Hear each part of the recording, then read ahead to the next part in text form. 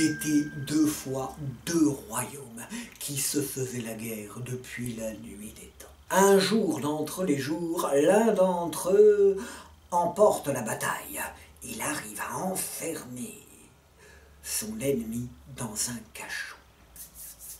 Il savoure sa victoire, mais c'est sans compter sur le fait qu'on lui demande audience.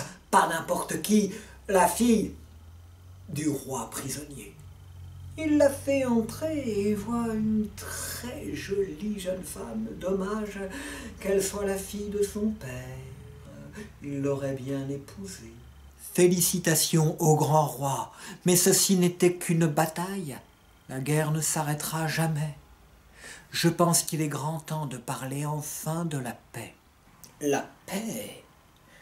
Et pourquoi pas tenter d'unir l'eau et le feu, le soleil et la lune? La paix entre nos deux royaumes est impossible. Impossible pour celui qui n'essaie pas. Tu as de l'humour, tu as de l'esprit. Vois-tu, moi aussi, j'aime les jeux d'esprit, les devinettes. Si tu arrives à répondre à celle-ci, j'accepterai de parler avec toi de la paix. Quelle est donc cette énigme? Tu viendras, ni en chevauchant, ni à pied. Tu ne seras ni nu, ni complètement habillé. Et tu m'offriras un cadeau qui n'en est pas un.